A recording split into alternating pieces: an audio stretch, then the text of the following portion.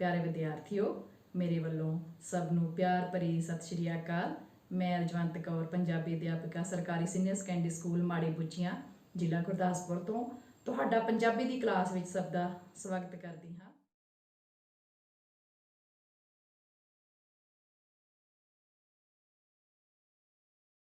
लेखक बारे जानकारी। लाला बिहारी लालपुरी। लाला बिहारी लालपुरी जी का जन्म 1830 ईस्वी ਨੂੰ ਹੋਇਆ। ਗੁਰਦਾਸਪੁਰੋਂ 7 ਮੀਲ ਬਹਿਰਾਮਪੁਰ ਪਿੰਡ ਵਿੱਚ ਇੱਕ ਮਹਾਤਮਾ ਬਾਬਾ ਜਗਦੀਸ਼ ਰਾਏ ਹੋਏ ਹਨ। ਇਹਨਾਂ ਦੀਆਂ 6 ਉਂਗਲਾਂ ਹੋਣ ਕਰਕੇ ਬਾਬਾ ਸਾਂਗਾ ਜੀ ਕਹਿੰਦੇ ਸਨ। ਬਾਬਾ ਸਾਂਗਾ ਜੀ ਦੇ ਵੰਸ਼ ਵਿੱਚੋਂ ਹੀ ਲਾਲਾ ਬਿਹਾਰੀ ਲਾਲ ਜੀ ਨੇ ਜਨਮ ਲਿਆ। ਆਪ ਲੁਧਿਆਣੇ ਵਿੱਚ, ਜਿੱਥੇ ਇਹਨਾਂ ਦਾ ਚਾਚਾ ਕੋਤਵਾਲ ਸੀ, ਮਿਡਲ ਸਕੂਲ ਵਿੱਚ ਪੜ੍ਹੇ। ਕਿੱਥੋਂ? ਲੁਧਿਆਣੇ ਦੇ ਮਿਡਲ ਸਕੂਲ ਵਿੱਚੋਂ ਪੜ੍ਹੇ। ਫਿਰ ਬਾਰਕ ਮਾਸਟਰੀ ਦੇ ਮਹਿਕਮੇ ਵਿੱਚ ਨਕਸ਼ਾ ਨਵੀਜ਼ ਲੱਗੇ। ਕਹਿਣ ਦਾ ਭਾਵ ਕਿ ਨਕਸ਼ੇ ਬਣਾਉਣ ਦਾ ਕੰਮ ਕਰਦੇ ਸਨ। ਮਾਧੋਪੁਰ ਅਤੇ ਲਾਹੌਰ ਵਿੱਚ ਇਹਨਾਂ ਨੇ ਸਕੂਲ ਖੋਲ੍ਹੇ, ਜਿਨ੍ਹਾਂ ਵਿੱਚ ਫੀਸ ਨਹੀਂ ਲਈ ਜਾਂਦੀ ਸੀ। ਫ੍ਰੀ ਹੀ ਬੱਚਿਆਂ ਨੂੰ ਪੜ੍ਹਾਇਆ ਜਾਂਦਾ ਸੀ।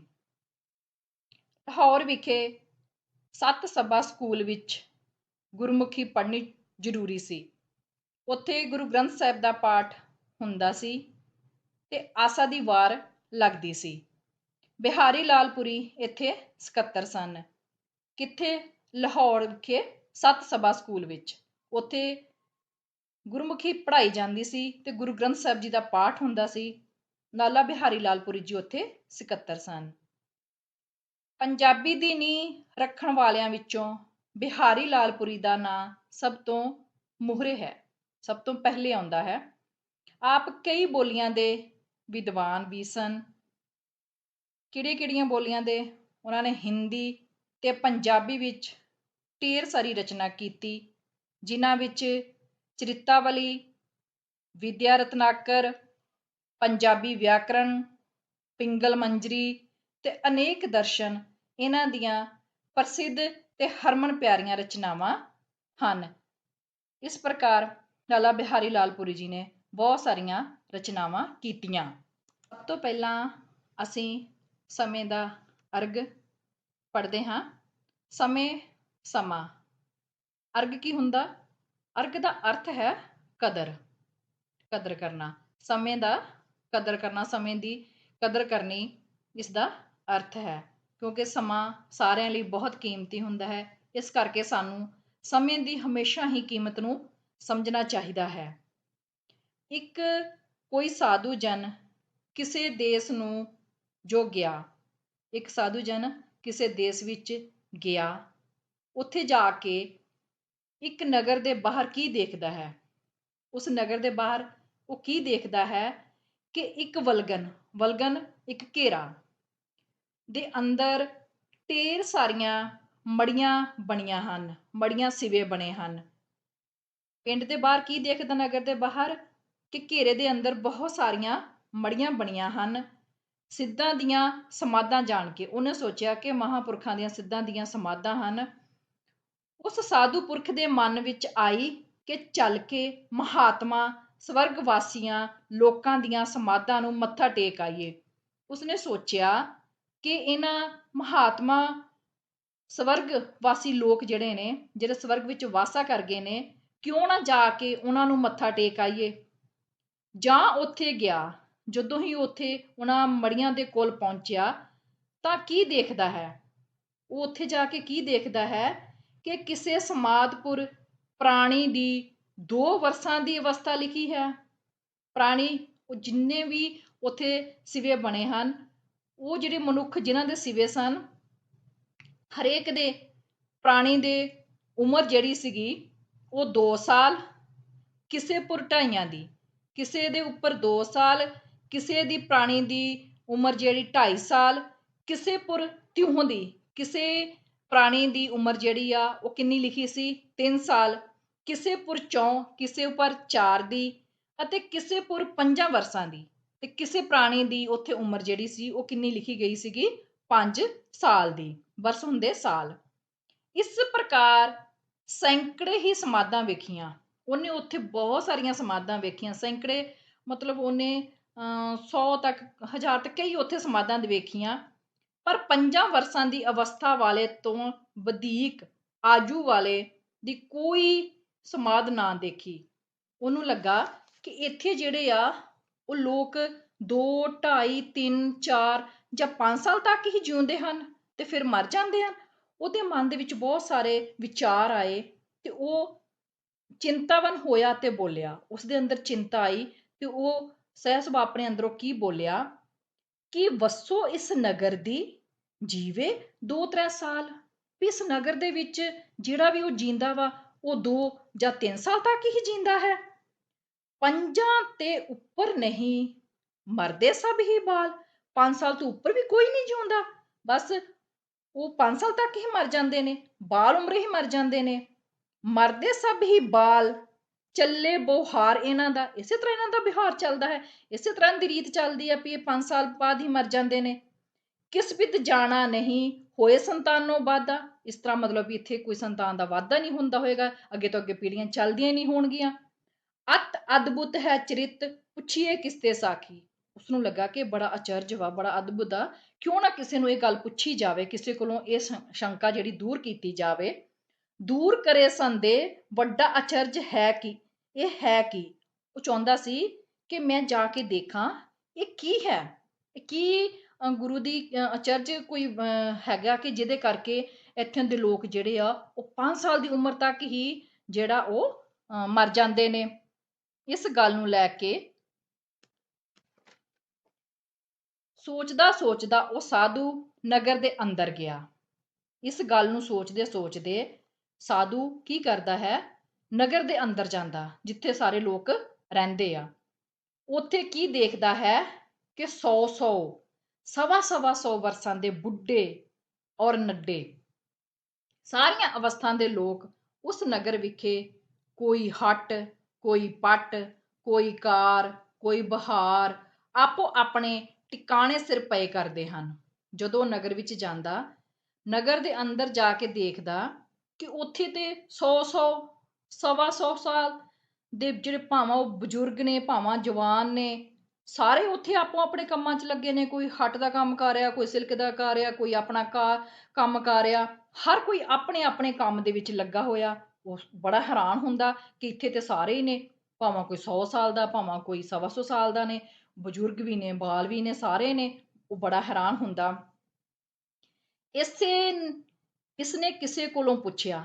ਉਸਨੇ ਕੀ ਕੀਤਾ, ਨਗਰ ਵਿੱਚ ਜਦੋਂ ਗਿਆ ਉੱਥੇ ਜਾ ਕੇ ਕਿਸੇ ਕੋਲੋਂ ਪੁੱਛਿਆ ਕਿ ਨਗਰੋਂ ਬਾਹਰ ਬਾਲਾਂ ਦੇ ਦੱਬਣ ਫੂਕਣ ਲਈ ਵੱਖਰੇ ਸਿਵੇ ਬਣਾ ਛੱਡੇ ਹਨ। ਉਹ ਕਿਸੇ ਨਗਰ ਦੇ ਵਿੱਚ ਕਿਸੇ ਵਿਅਕਤੀ ਨੂੰ ਪੁੱਛਦੇ ਹਨ ਕਿ ਜਿਹੜੇ ਨਗਰ ਤੋਂ ਬਾਹਰ ਸਿਵੇ ਬਣਾਏ ਨੇ, ਮੜੀਆਂ ਬਣਾਈਆਂ ਨੇ, ਕਿ ਉੱਥੇ ਸਿਰਫ ਬਾਲ ਬੱਚੇ ਹੀ ਦੱਬੇ ਜਾਂਦੇ ਨੇ, ਫੂਕੇ ਜਾਂਦੇ ਨੇ, ਕਿ ਵੱਡਿਆਂ ਲਈ ਕੋਈ ਹੋਰ ਥਾਪ ਰੱਖੀ ਹੈ ਤੇ ਵੱਡਿਆਂ ਦੇ ਸਿਵੇ ਵੱਖਰੇ ਬਣਾਏ ਨੇ, ਉੱਥੇ ਸਿਰਫ ਬੱਚਿਆਂ ਦੇ ਸਿਵੇ ਹਨ। ਉੱਤਰ ਦਿੱਤੋ ਨੇ ਕਿ ਬੁੱਢਾ, ਕੀ ਨਡਰਾ, ਕੀ ਬਾਲ, ਕੀ ਬ੍ਰਿਧ ਸਭੇ ਉੱਥੇ ਇੱਕੋ ਸਥਾਨ ਵਿਖੇ ਟਿਕਾਏ ਜਾਂਦੇ ਹਨ। ਤੇ ਉਸ ਸਾਧੂ ਜਨ ਨੂੰ ਅੱਗੋਂ ਉੱਤਰ ਕੀ ਮਿਲਦਾ ਹੈ ਕਿ ਉੱਥੇ ਜਿਹੜੇ ਸਿਵੇ ਬਣੇ ਨੇ, ਉਹਨਾਂ ਸਿਵਿਆਂ ਦੇ ਵਿੱਚ ਭਾਵੇਂ ਕੋਈ ਬੁੱਢਾ, ਭਾਵਾਂ ਕੋਈ ਜਵਾਨ, ਭਾਵਾਂ ਕੋਈ ਬਾਲ, ਭਾਵਾਂ ਕੋਈ ਬਜ਼ੁਰਗ, ਸਭੇ ਇੱਕੋ ਥਾਂ ਹੀ ਉੱਥੇ ਹੀ ਦਫਨਾਏ ਜਾਂਦੇ ਨੇ, ਉੱਥੇ ਹੀ ਫੂਕੇ ਜਾਂਦੇ ਨੇ। ਸਾਰੀਆਂ ਦੀਆਂ ਇੱਕ ਹੀ ਮੜੀਆਂ ਹਨ, ਇੱਕ ਹੀ ਸਿਵੇ ਹਨ। ਫਿਰ ਉਸਨੇ ਖੋਲ ਕੇ ਪੁੱਛਿਆ। ਉਹਦੀ ਮਨ ਦੀ ਸ਼ੰਕਾ ਹਾਲੇ ਵੀ ਦੂਰ ਨਹੀਂ ਹੋਈ ਸੀ। ਉਸਨੇ ਇਸ ਗੱਲ ਨੂੰ ਜਾਣਨ ਦੇ ਲਈ ਖੁੱਲ ਕੇ ਗੱਲ ਪੁੱਛੀ ਉਸ ਕੋਲੋਂ ਕਿ ਤੁਹਾਡੇ ਨਗਰ ਵਿਖੇ ਜੇ ਕੋਈ 5 ਵਰਸਾਂ ਤੇ ਉੱਪਰ ਟੱਪਦਾ ਹੈ ਕਿ ਉਹ ਫੇਰ ਨਹੀਂ ਮਰਦਾ। ਉਹ ਪੁੱਛਦੇ ਨੇ ਕਿ 5 ਸਾਲ ਤੱਕ ਹੀ ਜੇ ਕੋਈ ਜਾਂਦਾ ਹੈ ਤੇ ਉਹ ਮਰ ਜਾਂਦਾ, ਫੇਰ ਨਹੀਂ ਮਰਦਾ ਉਹ। ਅੱਗੋਂ ਉਹ ਬੋਲਿਆ ਕਿ ਮਰਦਾ ਤਾਂ ਹੈ। ਕਹਿੰਦਾ ਕਿ ਨਹੀਂ, ਮਰਦਾ ਹੈ, ਪਰ ਸਾਡੇ ਦੇਸ਼ ਦੀ ਚਾਲ ਹੈ, ਸਾਡੇ ਦੇਸ਼ ਦੀ ਇੱਕ ਰੀਤ ਆ। ਉਹ ਰੀਤ ਕੀ ਆ ਕਿ ਪ੍ਰਾਣੀ ਜਿਤਨਾ ਸਮੇਂ ਹਰ ਭਜਨ ਵਿਖੇ ਜਾਂ ਪਰ ਉਪਕਾਰ ਵਿਖੇ ਲਾਉਂਦਾ ਹੈ, ਹਰ ਇੱਕ ਮਨੁੱਖ ਸਾਡੇ ਨਗਰ ਦਾ ਜਿਹੜਾ ਆਪਣਾ ਸਮਾਂ ਪਰਮਾਤਮਾ ਦੇ ਸਿਮਰਨ ਦੇ ਵਿੱਚ ਲਾਉਂਦਾ ਹੈ ਜਾਂ ਚੰਗੇ ਕੰਮ ਕਰਨ ਵਿੱਚ ਲਾਉਂਦਾ ਹੈ, ਓਨੀ ਹੀ ਉਸ ਦੀ ਅਵਸਥਾ ਸਮਝੀ ਜਾਂਦੀ ਹੈ। ਉਹਦੀ ਉਮਰ ਉਹੀ ਗਿਣੀ ਜਾਂਦੀ ਆ ਜਿਹੜੀ ਉਮਰ, ਜਿਹੜਾ ਸਮਾਂ ਉਸਨੇ ਕਾਹਦੇ ਵਿੱਚ ਲਗਾਇਆ ਹੈ? ਪ੍ਰਭੂ ਦਾ ਸਿਮਰਨ ਕਰਨ ਦੇ ਵਿੱਚ ਲਗਾਇਆ ਹੈ, ਪਰਮਾਤਮਾ ਦਾ ਨਾਮ ਲੈਣ ਚ ਉਹਨੇ ਭਜਨ ਕਰਨ ਦੇ ਵਿੱਚ ਲਾਇਆ ਹੈ, ਜਾਂ ਚੰਗੇ ਕੰਮ ਕਰਨ ਵਿੱਚ ਲਾਇਆ ਹੈ, ਉਹੀ ਉਮਰ ਜਿਹੜੀ ਉਹਦੀ ਅਸਲੀ ਉਮਰ ਗਿਣੀ ਜਾਂਦੀ ਹੈ। ਹਰ ਕਿਸੇ ਨੇ ਆਪੋ ਆਪਣਾ ਖਾਤਾ ਰੱਖਿਆ ਹੋਇਆ ਹੈ। ਜਿਵੇਂ ਕਿਸੇ ਨੇ ਆਪਣੇ ਵਹੀ ਖਾਤੇ ਰੱਖੇ ਹੁੰਦੇ ਹਿਸਾਬ ਕਿਤਾਬ ਕਰਨ ਦੇ ਲਈ, ਇਸੇ ਤਰ੍ਹਾਂ ਹੀ ਹਰ ਇੱਕ ਨੇ ਆਪਣਾ ਆਪਣਾ ਖਾਤਾ ਲਾਇਆ ਵਾ, ਆਪਣੀ ਆਪਣੀ ਉਸ ਵਿੱਚ ਉਹ ਆਪਣੀ ਹੱਥੀਂ ਆਪਣੇ ਸ਼ੁਭ ਕਰਮਾਂ ਦਾ ਸਮੇਂ ਲਿਖਦਾ ਹੈ। ਉਹ ਇਮਾਨਦਾਰੀ ਨਾਲ ਆਪਣੇ ਜੋ ਵੀ ਸ਼ੁਭ ਕਰਮ ਕਰਦਾ ਹੈ ਉਸਨੂੰ ਉਸ ਖਾਤੇ ਦੇ ਵਿੱਚ ਲਿਖ ਲੈਂਦਾ ਹੈ। ਉਸਦੇ ਮਰਨ ਤੋਂ ਮਗਰੋਂ ਉਹੀ ਖਾਤਾ ਦੇਖ ਕੇ ਉਸਦੀ ਸਮਾਧਪੁਰ ਤਿਸ ਦੀ ਅਵਸਥਾ ਲਿਖੀ ਜਾਂਦੀ ਹੈ। ਤੇ ਫਿਰ ਜਦੋਂ ਉਹ ਸਵਰਗ ਸੁਧਾਰ ਜਾਂਦਾ, ਮਰ ਜਾਂਦਾ ਹੈ, ਤਾਂ ਫਿਰ ਜਿੰਨਾ ਸਮਾਂ ਉਹਨੇ ਆਪਣੇ ਖਾਤੇ ਦੇ ਉੱਤੇ ਲਿਖਿਆ ਹੁੰਦਾ ਹੈ, ਜਿੰਨਾ ਸਮਾਂ ਉਹਨੇ ਸ਼ੁਭ ਕਰਮ ਤੇ ਲਾਇਆ ਹੁੰਦਾ ਹੈ, ਉਸੇ ਨੂੰ ਹੀ ਗਿਣ ਕੇ ਜਿੰਨੇ ਉਹਦੀ ਮਹੀਨੇ ਸਾਲ ਉਮਰ ਬਣਦੀ ਹੈ ਉਸ ਉੱਪਰ ਲਿਖ ਦਿੱਤੀ ਜਾਂਦੀ ਹੈ। ਜਿਸ ਸਮੇਂ ਨੂੰ ਉਸਨੇ ਸ਼ੁਭ ਮਾਰਗ ਵਿਖੇ ਨਹੀਂ ਲਾਇਆ, ਸੋ ਕਾਲ ਹੈ ਉਸਨੇ ਗਵਾਇਆ। ਇਸ ਲੇਖੇ ਇਸ ਨਗਰ ਦੇ ਵਾਸੀ ਆਪਣੀ ਛੋਟੀ ਹੀ ਅਵਸਥਾ ਵਿਖੇ ਤੁਰ ਜਾਂਦੇ ਹਨ। ਤੇ ਜਿਹੜਾ ਸਮਾਂ ਉਸਨੇ ਚੰਗੇ ਕੰਮ ਦੇ ਵਿੱਚ ਨਹੀਂ ਲਾਇਆ ਹੁੰਦਾ, ਉਸਨੂੰ ਉਹ ਨਹੀਂ ਗਿਣਦੇ, ਉਸਨੂੰ ਮਤਲਬ ਕਾਲ ਸਮਝਦੇ ਆ, ਉਸਨੂੰ ਵਿੱਚ ਨਹੀਂ ਗਿਣਿਆ ਜਾਂਦਾ। ਇਸ ਕਰਕੇ ਇਸ ਨਗਰ ਦੇ ਲੋਕ ਛੋਟੀ ਉਮਰ ਦੇ ਵਿੱਚ ਹੀ ਸੰਸਾਰ ਤੋਂ ਤੁਰ ਜਾਂਦੇ ਨੇ। ਫਿਰ ਉਹ ਜਦੋਂ ਇਹ ਸਾਰੀਆਂ ਗੱਲਾਂ ਸੁਣਦੇ ਨੇ ਕਿ ਇਹ ਲੋਕ ਇੰਨੇ ਸਿਆਣੇ ਨੇ, ਦੇਖੋ ਕਿੰਨੀ ਇਹਨਾਂ ਨੂੰ ਸੋਝੀ ਪ੍ਰਮਾਤਮਾ ਨੇ ਬਖਸ਼ੀ ਆ, ਵੀ ਸ਼ੁਭ ਕੰਮ ਕਰਨ ਨੂੰ ਇਹਨਾਂ ਕਿੰਨੀ ਅਹਿਮੀਅਤ ਦਿੰਦੇ ਨੇ। ਫਿਰ ਕੀ ਬੋਲਦਾ? ਧੰਨਿਆ ਤੁਹਾਡੀ ਸਮਝ ਹੈ, ਧੰਨਿਆ ਤੁਹਾਡੀ ਚਾਲ, ਇੱਕ ਇੱਕ ਪਲ ਨਿਉ ਲਾਇਆ ਈਸ਼ਵਰ ਆਪਣੇ ਨਾਲ। ਕਹਿੰਦੇ ਕਿ ਤੁਹਾਡੀ ਸਮਝ ਕਿੰਨੀ ਆ, ਕਿੰਨੀ ਮਤਲਬ ਚੰਗਾ ਤੁਸੀਂ ਸਮਾਂ ਜਿਹੜਾ ਗੁਜ਼ਾਰਦੇ ਹੋ, ਇੱਕ ਇੱਕ ਪਲ, ਇੱਕ ਇੱਕ ਮਿੰਟ ਤੁਸੀਂ ਉਸ ਪਰਮਾਤਮਾ ਦੇ ਨਾਮ ਨਾਲ ਲਾ ਰਹੇ ਹੋ। ਉਸ ਬੜਾ ਹੈਰਾਨ ਹੁੰਦਾ ਇਸ ਗੱਲ ਤੇ। ਫਿਰ ਉਹ ਕੀ ਕਹਿੰਦੇ ਨੇ? ਕਹਿੰਦੇ ਨੇ ਕਿ ਮਨੁੱਖ ਨੂੰ ਚਾਹੀਦਾ ਹੈ, ਹਰ ਮਨੁੱਖ ਨੂੰ ਕੀ ਚਾਹੀਦਾ ਹੈ? ਆਪਣੇ ਸਮੇਂ ਨੂੰ ਰਤਨ ਜਵਾਹਰ ਜਾਂ ਧਨ ਜਾਣ ਕੇ ਉਸਦਾ ਅਰਗ ਕਰੇ।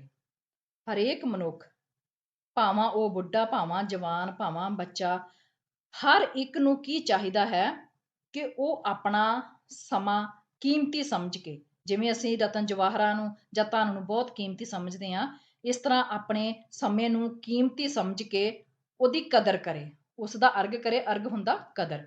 ਉਸਦੀ ਕਦਰ ਕਰੇ, ਉਸਨੂੰ ਸੰਭਾਲੇ, ਕਿਉਂਕਿ ਮਨੁੱਖ ਨੂੰ ਚਾਹੀਦਾ ਹੈ ਕਿ ਜਿਹਾ ਧਨ ਨੂੰ ਸ਼ੁਭ ਮਾਰਗ ਵਿਖੇ ਲਾਏ, ਜਿਸ ਤਰ੍ਹਾਂ ਉਹ ਆਪਣੇ ਧਨ ਨੂੰ ਚੰਗੇ ਪਾਸੇ ਲਾਵੇ, ਚੰਗੇ ਕੰਮਾਂ ਦੇ ਵਿੱਚ ਲਾਵੇ, ਤਿਹਾ ਸਮੇਂ ਨੂੰ ਵੀ ਸ਼ੁਭ ਉਦੇਸ਼ ਲਾਵੇ। ਇਸੇ ਤਰ੍ਹਾਂ ਜਿਹੜਾ ਸਾਡਾ ਸਮਾਂ ਵਾ, ਸਾਡੇ ਸਵਾਸਾਂ ਦੀ ਪੂੰਜੀ ਆ, ਉਸ ਨੂੰ ਵੀ ਚੰਗੇ ਸਾਰਥਕ ਕੰਮਾਂ ਦੇ ਵਿੱਚ ਲਾਵੇ, ਤਾਂ ਹੀ ਉਹਦਾ ਜੀਵਨ ਸਫਲਾ ਹੈ।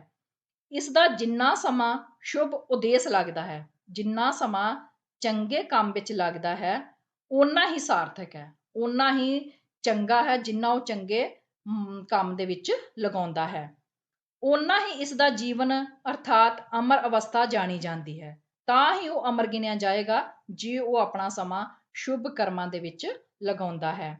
ਅਸ਼ੁਭ ਉਦੇਸੇ ਸਮੇਂ ਲਾਇਆ ਹੋਇਆ ਮੌਤ ਦੇ ਵੀ ਪਰਲੇ ਪਾਰ ਹੈ, ਉਹ ਕਿਸੇ ਗਿਣਤੀ ਵਿੱਚ ਨਹੀਂ। ਜਦੋਂ ਅਸੀਂ ਬੇਕਾਰ ਦਾ ਕੰਮ ਕਰਦੇ ਹਾਂ, ਜਿਹਦਾ ਨਾ ਸਾਨੂੰ ਤੇ ਨਾ ਹੀ ਦੂਸਰੇ ਨੂੰ ਕੋਈ ਫਾਇਦਾ ਹੁੰਦਾ ਹੈ, ਉਹ ਸਮਾਂ ਇੱਕ ਮੌਤ ਦੇ ਬਰਾਬਰ ਹੁੰਦਾ ਹੈ, ਕਿਸੇ ਵੀ ਗੱਲ ਗਿਣਤੀ ਵਿੱਚ ਨਹੀਂ ਆਉਂਦਾ। ਇਸ ਲਈ ਸਮੇਂ ਦੀ ਹਮੇਸ਼ਾ ਕਦਰ ਕਰੋ, ਹਮੇਸ਼ਾ ਸਮੇਂ ਨੂੰ ਸੰਭਾਲੋ, ਸ਼ੁਭ ਕਰਮ, ਸ਼ੁਭ ਆਚਰਣ ਤੇ ਪ੍ਰਭੂ ਭਗਤੀ ਦੇ ਵਿੱਚ ਲਗਾਓ। ਪੁੰਨ ਅਵਸਥਾ ਨੂੰ ਪਹੁੰਚਣਾ ਇੱਕ ਦਿਨ ਜਾਂ ਇੱਕ ਮਹੀਨੇ ਜਾਂ ਇੱਕ ਸਾਲ ਦਾ ਕੰਮ ਨਹੀਂ। ਕਹਿੰਦੇ ਜੇ ਅਸੀਂ ਚਾਹੁੰਦੇ ਹਾਂ ਕਿ ਅਸੀਂ ਇੱਕ ਚੰਗੀ ਪੁੰਨ ਅਵਸਥਾ, ਮਤਲਬ ਚੰਗੇ ਇਨਸਾਨ ਬਣਨਾ ਹੈ, ਤੇ ਕਹਿੰਦੇ ਇੱਕ ਦਿਨ 'ਚ ਅਸੀਂ ਨਹੀਂ ਬਣ ਸਕਦੇ। ਇਹਦੇ ਲਈ ਸਾਨੂੰ ਕਈ ਦਿਨ, ਕਈ ਮਹੀਨੇ ਤੇ ਕਈ ਸਾਲ ਲੱਗ ਜਾਣਗੇ। ਚੰਗੇ ਕੰਮ ਕਰਾਂਗੇ ਤੇ ਫਿਰ ਅਸੀਂ ਇਸ ਅਵਸਥਾ ਤੱਕ, ਇਸ ਸਥਾਨ ਤੱਕ ਪਹੁੰਚ ਸਕਦੇ ਹਾਂ। ਇਹ ਵਰ੍ਹਿਆਂ ਦੇ ਅਭਿਆਸ ਦਾ ਕਰਮ ਹੈ, ਇਹ ਕਈ ਸਾਲਾਂ ਦੇ ਅਭਿਆਸ ਦਾ ਕੀ ਹੈ? ਇੱਕ ਕਰਮ ਹੈ, ਕੰਮ ਹੈ। ਫਿਰ ਜਾ ਕੇ ਅਸੀਂ ਇਸ ਅਵਸਥਾ ਤੱਕ ਪਹੁੰਚ ਸਕਦੇ ਹਾਂ। ਦੇਖੋ ਕਿ ਜਿਨ੍ਹਾਂ ਲੋਕਾਂ ਨੇ ਮਾਲ ਇਕੱਠਾ ਕੀਤਾ, ਜਿਨ੍ਹਾਂ ਲੋਕਾਂ ਨੇ ਅਮੀਰ ਹੋ ਗਏ, ਜਿਨ੍ਹਾਂ ਨੇ ਬਹੁਤ ਸਾਰਾ ਧਨ ਸੰਪਤੀ ਇਕੱਠੀ ਕੀਤੀ, ਸੋ ਇੱਕ ਦਿਨ ਵਿੱਚ ਨਹੀਂ ਕੀਤੀ। ਉਹ ਇੱਕ ਦਿਨ ਵਿੱਚ ਉਹਨਾਂ ਕੋਲ ਇਕੱਠੀ ਨਹੀਂ ਹੋ ਗਈ ਵੀ ਇੱਕ ਦਿਨ 'ਚ ਉਹਨਾਂ ਨੂੰ ਸਾਰਾ ਕੁਝ ਮਿਲ ਗਿਆ। ਨਾ ਇੱਕ ਮਹੀਨੇ ਵਿੱਚ, ਨਾ ਇੱਕ ਮਹੀਨੇ 'ਚ ਉਹਨਾਂ ਨੂੰ ਸਾਰਾ ਕੁਝ ਮਿਲਿਆ, ਨਾ ਇੱਕ ਸਾਲ ਵਿੱਚ ਹੀ ਜੋੜਿਆ, ਨਾ ਇੱਕ ਸਾਲ ਵਿੱਚ ਜੁੜਿਆ, ਪਰ ਹਰ ਦਿਨ, ਹਰ ਸਾਤੇ, ਹਰ ਦਿਨ, ਹਰ ਸਾਤੇ, ਸਾਤੇ ਹੁੰਦਾ ਹਫ਼ਤੇ, ਹਰ ਹਫ਼ਤੇ, ਹਰ ਮਹੀਨੇ, ਹਰ ਹਾਲ ਉਦਮ ਕਰਦੇ ਰਹੇ। ਉਹਨਾਂ ਨੇ ਕੀ ਕੀਤਾ, ਹਰ ਇੱਕ ਦਿਨ, ਹਰ ਹਫ਼ਤੇ, ਹਰ ਮਹੀਨੇ ਕੰਮ ਦੇ ਵਿੱਚ ਲੱਗੇ ਰਹੇ, ਉਦਮ ਕਰਦੇ ਰਹੇ। ਇਹ ਨਹੀਂ ਵੀ ਬੈਠ ਗਏ, ਉਦਮ ਕਰਦੇ ਰਹੇ, ਲਗਾਤਾਰ ਆਪਣੀ ਮਿਹਨਤ ਜਾਰੀ ਰੱਖੀ। ਇੱਕ ਇੱਕ ਪੈਸਾ, ਇੱਕ ਇੱਕ ਰੁਪਈਆ ਜੋੜ ਕੇ ਆਪਣੇ ਮਨੋਰਥ ਨੂੰ ਪੂਰਾ ਕੀਤਾ। ਉਹਨਾਂ ਨੇ ਫਿਰ ਇੱਕ ਇੱਕ ਪੈਸਾ ਜੋੜਿਆ, ਇੱਕ ਇੱਕ ਰੁਪਈਆ ਜੋੜਿਆ, ਤੇ ਫਿਰ ਆਪਣੇ ਮਕਸਦ ਦੇ ਵਿੱਚ, ਉਹ ਆਪਣੇ ਉਦੇਸ਼ ਦੇ ਵਿੱਚ ਪੂਰੇ ਹੋਏ, ਅਤੇ ਇਸ ਦੇ ਕਰਨ ਵਿੱਚ ਰਾਤ ਦਿਨ ਜਾਨ ਮਾਰ ਕੇ ਧਨੀ ਹੋਏ। ਫਿਰ ਉਹਨਾਂ ਨੇ ਰਾਤ ਦਿਨ ਇਹਦੇ ਉੱਪਰ ਆਪਣਾ ਜਿਹੜਾ ਸਮਾਂ ਲਾਇਆ, ਤੇ ਫਿਰ ਜਾ ਕੇ ਉਹ ਧਨੀ ਹੋਏ, ਫਿਰ ਜਾ ਕੇ ਉਹ ਅਮੀਰ ਬਣੇ। ਇਸੇ ਪ੍ਰਕਾਰ ਅਸੀਂ ਇੱਕੋ ਵਾਰ ਅਤੀ ਉੱਚੀ ਮੁਕਤੀ ਜਾਂ ਜੀਵਨ ਮੁਕਤੀ ਦੀ ਅਵਸਥਾ ਨੂੰ ਨਹੀਂ ਪਹੁੰਚ ਸਕਦੇ। ਜੇ ਅਸੀਂ ਚਾਹੀਏ ਤਾਂ ਅਸੀਂ ਇੱਕ ਦਿਨ ਦੇ ਵਿੱਚ ਹੀ ਇਸ ਅਵਸਥਾ ਤੇ ਪਹੁੰਚ ਜਾਵਾਂਗੇ ਕਿ ਅਸੀਂ ਮੁਕਤ ਹੋ ਜਾਵਾਂਗੇ, ਇਸ 84 ਦੇ ਗੇੜ ਦੇ ਵਿੱਚੋਂ ਅਸੀਂ ਮੁਕਤ ਹੋ ਜਾਵਾਂਗੇ, ਜਾਂ ਅਸੀਂ ਇੱਕ ਦਿਨ 'ਚ ਹੀ ਚੰਗੇ ਇਨਸਾਨ ਬਣ ਜਾਵਾਂਗੇ, ਚੰਗੀ ਅਵਸਥਾ ਤੇ ਪਹੁੰਚ ਜਾਵਾਂਗੇ। ਇੱਕ ਦਿਨ ਦਾ ਕੰਮ ਨਹੀਂ। ਇਹਦੇ ਲਈ ਸਾਨੂੰ ਇੱਕ ਦਿਨ, ਇੱਕ ਇੱਕ ਪਲ, ਇੱਕ ਹਫ਼ਤਾ, ਸਾਤੇ, ਮਹੀਨੇ, ਸਾਲ, ਹਰ ਸਮਾਂ ਜਿਹੜਾ ਉਹ ਲਗਾਉਣਾ ਪਏਗਾ, ਫਿਰ ਜਾ ਕੇ ਇਸ ਅਵਸਥਾ ਤੇ ਪਹੁੰਚਾਂਗੇ। ਉਸੇ ਤਰ੍ਹਾਂ ਹਰ ਸਾਤੇ, ਹਰ ਪਲ, ਹਰ ਘੜੀ, ਹਰ ਦਿਨ ਸਾਨੂੰ ਅਜਿਹਾ ਯਤਨ ਕਰਨਾ ਚਾਹੀਦਾ ਹੈ, ਤਾਂ ਹੀ ਅਸੀਂ ਇਸ ਅਵਸਥਾ ਤੇ ਪਹੁੰਚ ਸਕਦੇ ਹਾਂ। ਸਾਡਾ ਸਮੇਂ ਨਸ਼ਟ ਨਾ ਹੋਏ, ਸਾਡਾ ਸਮੇਂ ਸ਼ੁਭ ਉਦੇਸ਼ ਵਿੱਚ ਲੱਗੇ, ਤੇ ਅਸੀਂ ਚਿਰਜੀਵ ਹੋਈਏ। ਸਾਡਾ ਸਮਾਂ ਕਦੀ ਵਿਅਰਥ ਨਾ ਜਾਏ। ਅਸੀਂ ਸਮੇਂ ਦੀ ਸੰਭਾਲ ਕਰੀਏ, ਚੰਗੇ ਕੰਮਾਂ ਦੇ ਵਿੱਚ ਲਾਈਏ, ਫਿਰ ਹੀ ਅਸੀਂ ਚਿਰਜੀਵ ਹੋ ਸਕਦੇ ਹਾਂ। ਤੇ ਮਨੁੱਖ ਨੂੰ ਵੀ ਕੀ ਚਾਹੀਦਾ ਹੈ ਕਿ ਉਹ ਬਹੁਤਾ ਸੌਣ ਵਿਖੇ ਜਾਂ ਨਿਕੰਮਿਆਂ ਦੇ ਸੰਗ ਵਿਖੇ। ਅਸੀਂ ਕੀ ਕਰਦੇ ਹਾਂ, ਸਾਰਾ ਦਿਨ ਸੁੱਤੇ ਹੀ ਰਹਿੰਦੇ ਹਾਂ। ਸੁੱਤੇ ਨਹੀਂ ਰਹਿਣਾ, ਸੌਣਾ ਜਿਹੜਾ ਮੌਤ ਦੇ ਬਰਾਬਰ ਆ। ਜਾਗਾਂਗੇ ਤੇ ਆਪਣੀਆਂ ਮੰਜ਼ਿਲਾਂ ਨੂੰ ਸਰ ਕਰਾਂਗੇ, ਫਿਰ ਹੀ ਅਸੀਂ ਆਪਣੇ ਹਰ ਕੰਮ ਦੇ ਵਿੱਚ, ਆਪਣੇ ਮਨੋਰਥ ਵਿੱਚ ਪੂਰੇ ਉਤਰਾਂਗੇ। ਜਾਂ ਨਿਕੰਮਿਆਂ ਦੇ ਸੰਗ, ਜਿਹੜੇ ਵਿਹਲੇ ਨੇ, ਖੁਦ ਵਿਹਲੇ ਨੇ, ਦੂਸਰਿਆਂ ਨੂੰ ਵੀ ਵਿਹਲਾ ਹੀ ਰੱਖਦੇ ਨੇ। ਜਾਂ ਨਕਾਰਾ ਕਰਮ ਕਰਨ ਵਿਖੇ ਆਪਣਾ ਸਮੇਂ ਨੂੰ ਨਾ ਖੋਏ, ਤੇ ਨਾ ਹੀ ਕੋਈ ਅਜਿਹਾ ਮਾੜਾ ਕੰਮ ਕਰੀਏ ਜਿਹਦੇ ਕਰਕੇ ਸਾਨੂੰ ਕੋਈ ਨਮੋਸ਼ੀ ਦਾ ਸਾਹਮਣਾ ਕਰਨਾ ਪਏ। ਇਹੋ ਜਿਹੇ ਕੰਮ ਦੇ ਵਿੱਚ ਸਮਾਂ ਆਪਣਾ ਵਿਅਰਥ ਨਹੀਂ ਗਵਾਉਣਾ ਚਾਹੀਦਾ। ਈਸ਼ਵਰ ਦੀ ਅਰਾਧਨਾ, ਨਾਮ ਦੀ ਮਹਿਮਾ ਅਤੇ ਸਤਸੰਗ ਕਰਨ ਤੇ ਆਪਣੇ ਆਪ ਨੂੰ ਅਮਰ ਕਰਕੇ ਆਪਣਾ ਲੋਕ ਅਤੇ ਪਰਲੋਕ ਸੁਧਾਰੇ।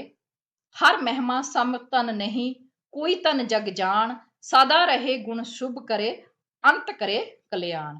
ਇਸ ਲਈ ਸਾਨੂੰ ਆਪਣੇ ਇਸ ਕੀਮਤੀ ਸਮੇਂ ਨੂੰ ਈਸ਼ਵਰ ਦੀ ਅਰਾਧਨਾ, ਪ੍ਰਮਾਤਮਾ ਦੀ ਭਗਤੀ, ਨਾਮ ਦੀ ਮਹਿਮਾ ਤੇ ਸਤਸੰਗ ਜਿਹਦੇ ਵਿੱਚ ਸੱਚਾ ਸੰਗ, ਜਿਹਦੇ ਵਿੱਚ ਅਸੀਂ ਪਰਮਾਤਮਾ ਦਾ ਨਾਮ ਸਿਮਰਨ ਕਰਾਂਗੇ, ਸਤਸੰਗ ਕਰਾਂਗੇ, ਫਿਰ ਹੀ ਅਸੀਂ ਅਮਰ ਹੋ ਸਕਦੇ ਹਾਂ।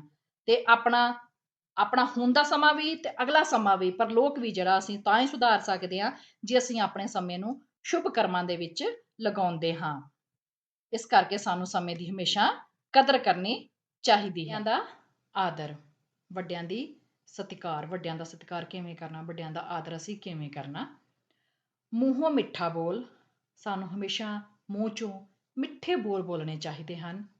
ਸਨੇਹ, ਪਿਆਰ ਅਤੇ ਹਿੱਤ ਨਾਲ ਵਰਤਣ ਦਾ ਨਾਮ ਆਦਰ ਹੈ। ਜੇ ਅਸੀਂ ਕਿਸੇ ਨੂੰ ਪਿਆਰ ਦੇ ਨਾਲ, ਸਤਿਕਾਰ ਦੇ ਨਾਲ, ਮਿੱਠੇ ਬੋਲਾਂ ਦੇ ਨਾਲ ਮਿਲਦੇ ਹਾਂ, ਤਾਂ ਉਸ ਦੇ ਨਾਲ ਸਾਡਾ ਵੀ ਤੇ ਦੂਸਰੇ ਦਾ ਵੀ ਸਤਿਕਾਰ ਵੱਧਦਾ ਹੈ।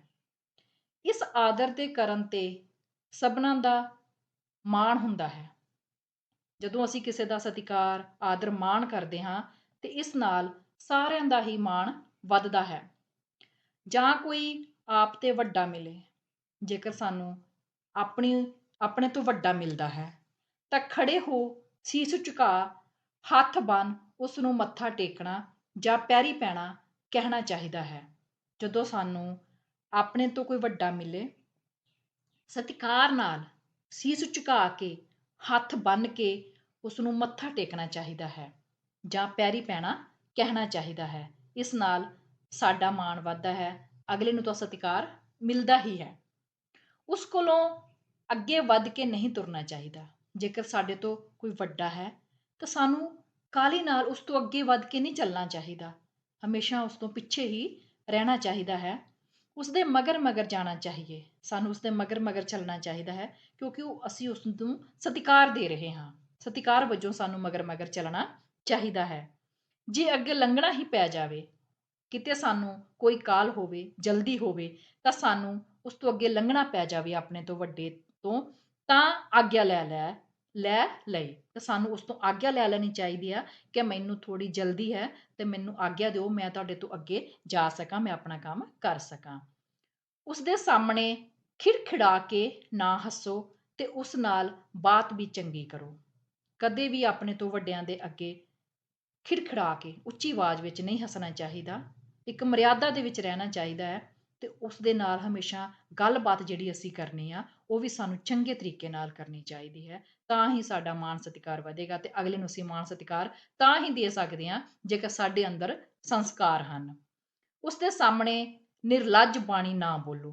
ਕਦੇ ਵੀ ਕਠੋਰ ਸ਼ਬਦ ਜਿਹਦੇ ਨਾਲ ਅਗਲੇ ਦੇ ਮਨ ਨੂੰ ਕੋਈ ਠੇਸ ਪਹੁੰਚੇ, ਇਹੋ ਜਿਹੇ ਸ਼ਬਦ ਨਹੀਂ ਬੋਲਣੇ ਚਾਹੀਦੇ।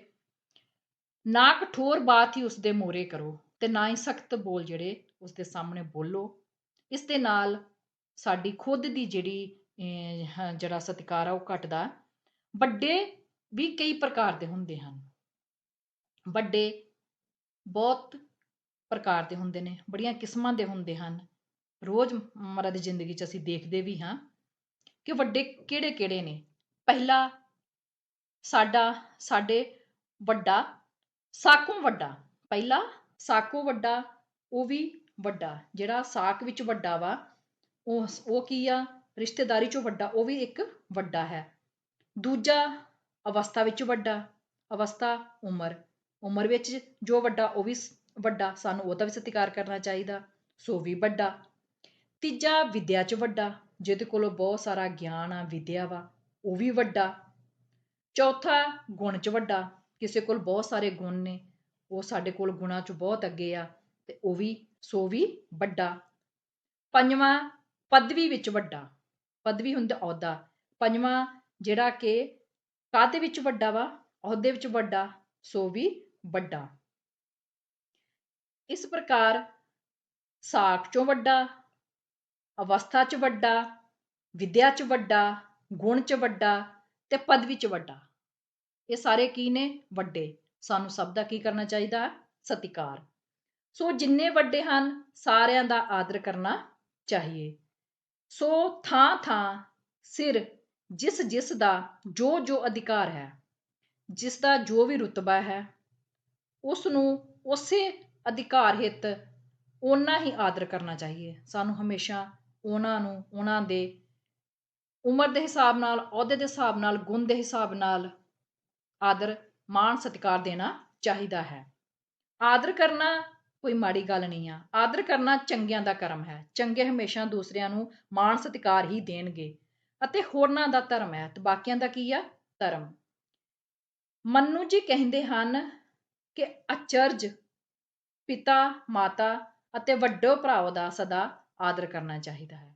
ਸਾਨੂੰ ਮਾਤਾ ਪਿਤਾ, ਵੱਡੇ ਭਰਾ ਕਹਿਣ ਦਾ ਭਾਵ ਕਿ ਸਾਨੂੰ ਸਭ ਦਾ ਕੀ ਕਰਨਾ ਚਾਹੀਦਾ ਹੈ, ਸਤਿਕਾਰ ਕਰਨਾ ਚਾਹੀਦਾ ਹੈ। ਜਦੋਂ ਅਸੀਂ ਵੱਡਿਆਂ ਦਾ ਸਤਿਕਾਰ ਕਰਾਂਗੇ, ਉਹਨਾਂ ਨੂੰ ਮਾਣ ਇੱਜ਼ਤ ਦੇਵਾਂਗੇ ਅਤੇ ਇਸ ਨਾਲ ਸਾਡਾ ਮਾਣ ਇੱਜ਼ਤ ਵੀ ਵਧੇਗਾ। ਕਦੇ ਵੀ ਕਿਸੇ ਨੂੰ ਮਾੜੇ ਸ਼ਬਦ ਜਾਂ ਨਿਰਾਦਰ ਨਹੀਂ ਕਰਨਾ ਚਾਹੀਦਾ। ਹਮੇਸ਼ਾ ਹੀ ਜੇ ਅਸੀਂ ਕੁਝ ਸਿੱਖਣਾ ਜਾਂ ਆਪਣੇ ਅੰਦਰ ਗੁਣ ਪੈਦਾ ਕਰਨੇ ਆ ਤਾਂ ਚੰਗੇ ਹੀ ਪੈਦਾ ਕਰਨੇ ਆ, ਜਿਹਦੇ ਨਾਲ ਸਾਰਿਆਂ ਨੂੰ ਖੁਸ਼ੀ ਮਿਲੇ। ਇਸ ਤੋਂ ਉੱਪਰ ਕੁਝ ਵੀ ਨਹੀਂ ਹੁੰਦਾ, ਭਾਵੇਂ ਉਹ ਦੁੱਖ ਵੀ ਦੇਣ। ਇੱਥੇ ਸਾਨੂੰ ਲਾਲਾ ਬਿਹਾਰੀ ਲਾਲ ਜੀ ਦੱਸਦੇ ਹਨ ਕਿ ਜੇਕਰ ਵੱਡੇ ਸਾਨੂੰ ਕੋਈ ਸਿੱਖਿਆ ਵੀ ਦਿੰਦੇ ਨੇ ਜਾਂ ਕੋਈ ਸਾਨੂੰ ਦੁੱਖ ਦਿੰਦੇ ਨੇ ਅਤੇ ਅਸੀਂ ਉਸ ਨੂੰ ਮਾੜਾ ਸ਼ਬਦ ਨਹੀਂ ਬੋਲਣਾ, ਸਗੋਂ ਫਿਰ ਵੀ ਅਸੀਂ ਹਮੇਸ਼ਾ ਉਹਨਾਂ ਦਾ ਆਦਰ ਮਾਣ ਸਤਿਕਾਰ ਕਰਦੇ ਹੀ ਰਹਿਣਾ, ਉਹਨਾਂ ਨੂੰ ਉਹਨਾਂ ਦਾ ਬਣਦਾ ਆਦਰ ਦਿੰਦੇ ਹੀ ਰਹਿਣਾ ਹੈ। ਵਿੱਦਿਆ ਗੁਰੂ ਦੇ ਮਗਰੋਂ ਸਹਾਇਕ ਅਤੇ ਵੱਡੇ ਭਰਾਵਾਂ ਦਾ ਅਧਿਕਾਰ ਹੈ। ਵਿੱਦਿਆ ਗਿਆਨ ਇੱਕ ਅਜਿਹੀ ਚੀਜ਼ ਆ ਜਿਹੜੀ ਅਸੀਂ ਆਪਣੇ ਗੁਰੂ ਤੋਂ ਹਾਸਿਲ ਕਰਦੇ ਹਾਂ ਅਤੇ ਜਦੋਂ ਗੁਰੂ ਨੇ ਸਾਨੂੰ ਕੋਈ ਸਿੱਖਿਆ ਦਿੱਤੀ, ਜੇ ਗੁਰੂ ਕੋਲ ਅਸੀਂ ਕੋਈ ਗੁਣ ਸਿੱਖਿਆ ਤੇ ਹਮੇਸ਼ਾ ਸਾਡੇ ਸਹਾਇਕ ਬਣਦੇ ਹਨ। ਵੱਡੇ ਭਰਾਵਾਂ ਦਾ ਅਧਿਕਾਰ ਹੈ ਅਤੇ ਵੱਡੇ ਭਰਾ ਦਾ ਕੀ ਆ, ਅਧਿਕਾਰ ਹੈ। ਜਗਤ ਵਿਖੇ ਸਭਨਾਂ ਦਾ ਅਦਬ ਕਰਨਾ ਚਾਹੀਏ, ਕਿਸੇ ਦਾ ਅਨਾਦਰ ਨਾ ਕਰੋ। ਸੰਸਾਰ ਵਿੱਚ ਅਸੀਂ ਆਏ ਹਾਂ, ਸਾਨੂੰ ਇਹ ਮਨੁੱਖਾ ਜਨਮ ਮਿਲਿਆ, ਸਾਨੂੰ ਕਿਸੇ ਦਾ ਵੀ ਨਿਰਾਦਰ ਨਹੀਂ ਕਰਨਾ ਚਾਹੀਦਾ, ਸਗੋਂ ਹਮੇਸ਼ਾ ਹਰ ਇੱਕ ਦਾ ਅਦਬ, ਮਾਣ, ਸਤਿਕਾਰ, ਇੱਜ਼ਤ ਕਰਨੀ ਚਾਹੀਦੀ ਹੈ। ਜਦੋਂ ਅਸੀਂ ਇਹਨਾਂ ਗੱਲਾਂ ਨੂੰ ਸਿੱਖ ਲਾਂਗੇ ਤਾਂ ਫਿਰ ਅਸੀਂ ਇੱਕ ਕੀ ਬਣਾਂਗੇ, ਚੰਗੇ ਇਨਸਾਨ ਬਣਾਂਗੇ। ਸਾਡੀ ਸ਼ਖਸੀਅਤ ਜਿਹੜੀ ਆ ਉਹ ਸਭ ਨੂੰ ਪਸੰਦ ਆਏਗੀ। ਜਦੋਂ ਅਸੀਂ ਚੰਗੇ ਇਨਸਾਨ ਬਣ ਗਏ, ਸਭ ਤੋਂ ਵੱਡੀ ਸਾਡੀ ਇਹੀ ਪ੍ਰਾਪਤੀ ਹੁੰਦੀ ਹੈ। ਸਾਈਂ ਇਸ ਜਗ ਆਇ ਕੇ ਸਭਨਾ ਮਿਲੀਏ ਧਾਏ, ਆਦਰ ਕਰ ਹੁਲਾਸੀਏ ਚਿੱਤ ਕਿਸੇ ਨਾ ਟਾਏ। ਜਦੋਂ ਅਸੀਂ ਸਾਨੂੰ ਪ੍ਰਮਾਤਮਾ ਇਸ ਜਗਤ ਵਿੱਚ ਭੇਜਿਆ ਹੈ ਤਾਂ ਸਾਨੂੰ ਸਭ ਨੂੰ ਪਿਆਰ ਨਾਲ ਤੇ ਨਾਲ ਆਦਰ ਮਾਣ ਸਤਿਕਾਰ ਨਾਲ ਮਿਲਣਾ ਚਾਹੀਦਾ ਹੈ। ਕਿਸੇ ਦਾ ਵੀ ਜਿਹੜਾ ਚਿੱਤ ਵਾ ਉਹ ਨਹੀਂ ਦਿਖਾਉਣਾ ਚਾਹੀਦਾ, ਕਿਸੇ ਦੇ ਹਿਰਦੇ ਨੂੰ ਕੋਈ ਠੇਸ ਨਹੀਂ ਪਹੁੰਚਾਉਣੀ ਚਾਹੀਦੀ। ਸੋ ਵੱਡਿਆਂ ਦਾ ਆਦਰ ਦੇ ਵਿੱਚ ਸਾਨੂੰ ਕੀ ਦੱਸਿਆ ਗਿਆ ਹੈ ਕਿ ਸਾਨੂੰ ਹਮੇਸ਼ਾ ਵੱਡਿਆਂ ਦਾ ਆਦਰ, ਮਾਣ, ਸਤਿਕਾਰ ਕਰਨਾ ਚਾਹੀਦਾ ਹੈ। ਤੇ ਨਾਲ ਹੀ ਸਾਨੂੰ ਇਹ 'ਚ ਦੱਸਿਆ ਕਿ ਵੱਡੇ ਕਿਹੜੇ ਕਿਹੜੇ ਹਨ। ਵੱਡੇ ਜਿਹੜੇ ਆ ਉਹ ਉਮਰ 'ਚ ਵੀ ਵੱਡੇ ਨੇ, ਅਹੁਦੇ 'ਚ ਵੱਡੇ ਨੇ, ਵਿਦਿਆ 'ਚ ਵੱਡੇ ਨੇ, ਗੁਣ 'ਚ ਵੱਡੇ ਨੇ। ਸਾਨੂੰ ਸਭ ਨੂੰ ਮਾਣ ਸਤਿਕਾਰ ਦੇਣਾ ਚਾਹੀਦਾ ਹੈ। ਸਾਨੂੰ ਇਹ ਲੇਖ ਸਿੱਖਿਆ ਦਿੰਦਾ ਹੈ ਕਿ ਸਾਨੂੰ ਹਮੇਸ਼ਾ ਸਭ ਦਾ ਮਾਣ ਸਤਿਕਾਰ। ਅਭਿਆਸ ਦੇ ਵਿੱਚ ਸਭ ਤੋਂ ਪਹਿਲਾ ਪ੍ਰਸ਼ਨ ਹੈ, ਸਮੇਂ ਦਾ ਅਰਗ ਤੋਂ ਕੀ ਭਾਵ ਹੈ? ਲੇਖਕ ਕਿਸ ਸਮੇਂ ਨੂੰ ਸਾਰਥਕ ਸਮਾਂ ਸਮਝਦਾ ਹੈ? ਉੱਤਰ, ਸਮੇਂ ਦੇ ਅਰਗ ਤੋਂ ਭਾਵ ਹੈ ਸਮੇਂ ਦੀ ਕਦਰ। ਲੇਖਕ ਮਨੁੱਖ ਦੁਆਰਾ ਹੰਢਾਏ ਗਏ ਅਜਿਹੇ ਸਮੇਂ ਨੂੰ ਸਾਰਥਕ ਸਮਝਦਾ ਹੈ ਜਿਸ ਨੂੰ ਮਨੁੱਖ ਚੰਗੇ ਤੇ ਸ਼ੁਭ ਕੰਮਾਂ ਵਿੱਚ ਲਾਉਂਦਾ ਹੈ। ਚੰਗੇ ਕੰਮਾਂ ਵਿੱਚ ਲਾਇਆ ਗਿਆ ਸਮਾਂ ਹੀ ਮਨੁੱਖ ਦੀ ਅਸਲ ਉਮਰ ਮੰਨਿਆ ਜਾਂਦਾ ਹੈ। ਪ੍ਰਸ਼ਨ 2, ਪੁੰਨ ਅਵਸਥਾ ਪਾਰ ਕਰਦੇ ਹੋਏ ਅਸੀਂ ਚਿਰਜੀਵ ਕਿਵੇਂ ਹੋ ਸਕਦੇ ਹਾਂ? ਉੱਤਰ, ਪੁੰਨ ਅਵਸਥਾ ਨੂੰ ਪਾਰ ਕਰਦੇ ਹੋਏ ਸਾਨੂੰ ਹਰ ਹਫ਼ਤੇ, ਹਰ ਸਾਲ, ਹਰ ਘੜੀ ਅਤੇ ਹਰ ਦਿਨ ਲਗਾਤਾਰ ਅਜਿਹੀਆਂ ਕੋਸ਼ਿਸ਼ਾਂ ਕਰਨੀਆਂ ਚਾਹੀਦੀਆਂ ਹਨ ਕਿ ਸਾਡਾ ਸਮਾਂ ਵਿਅਰਥ ਨਾ ਜਾਵੇ। ਇਸ ਤਰ੍ਹਾਂ ਸਾਡਾ ਸਮਾਂ ਚੰਗੇ ਤੇ ਸ਼ੁਭ ਕੰਮਾਂ ਵਿੱਚ ਲੱਗਣ ਕਰਕੇ ਹੀ ਅਸੀਂ ਚਿਰਜੀਵ ਹੋ ਸਕਦੇ ਹਾਂ। ਪ੍ਰਸ਼ਨ ਨੰਬਰ 3, ਪਾਠ ਵਿੱਚ ਕਿਹੜੇ ਕਿਹੜੇ ਵਿਅਕਤੀਆਂ ਨੂੰ ਵੱਡੇ ਮੰਨਿਆ ਗਿਆ ਹੈ? ਉੱਤਰ, ਪਾਠ ਵਿੱਚ ਵੱਡੇ ਕਈ ਪ੍ਰਕਾਰ ਦੇ ਮੰਨੇ ਗਏ ਹਨ, ਜਿਵੇਂ ਸਾਕ ਵਿੱਚ ਵੱਡੇ, ਉਮਰ ਵਿੱਚ ਵੱਡੇ, ਵਿਦਿਆ ਵਿੱਚ ਵੱਡੇ, ਗੁਣ ਵਿੱਚ ਵੱਡੇ, ਪਦਵੀ ਵਿੱਚ ਵੱਡੇ। ਪ੍ਰਸ਼ਨ ਨੰਬਰ 4, ਵੱਡਿਆਂ ਦਾ ਆਦਰ ਕਿਵੇਂ ਕਰਨਾ ਚਾਹੀਦਾ ਹੈ? ਉੱਤਰ, ਜਦੋਂ ਕੋਈ ਆਪਣੇ ਤੋਂ ਵੱਡਾ ਰਾਹ ਵਿੱਚ ਮਿਲੇ ਤਾਂ ਸਾਨੂੰ ਖੜੇ ਹੋ ਕੇ, ਸਿਰ ਝੁਕਾ ਕੇ ਅਤੇ ਹੱਥ ਜੋੜ ਕੇ ਪੈਰੀ ਪੈਣਾ ਜਾਂ ਮੱਥਾ ਟੇਕਣਾ ਚਾਹੀਦਾ ਹੈ। ਉਸ ਦੇ ਅੱਗੇ ਨਹੀਂ ਲੰਘਣਾ ਚਾਹੀਦਾ, ਸਗੋਂ ਉਸ ਦੇ ਮਗਰ ਮਗਰ ਤੁਰਨਾ ਚਾਹੀਦਾ ਹੈ। ਜੇਕਰ ਉਸ ਤੋਂ ਅੱਗੇ ਲੰਘਣਾ ਹੋਵੇ ਤਾਂ ਆਗਿਆ ਲੈਣੀ ਚਾਹੀਦੀ ਹੈ। ਵੱਡਿਆਂ ਦੇ ਸਾਹਮਣੇ ਸਾਨੂੰ ਖਿੜਖਿੜਾ ਕੇ ਨਹੀਂ ਹੱਸਣਾ ਚਾਹੀਦਾ ਅਤੇ ਨਿਰਲੱਜਤਾ ਭਰੀ ਤੇ ਕਠੋਰ ਬੋਲੀ ਨਹੀਂ ਬੋਲਣੀ ਚਾਹੀਦੀ।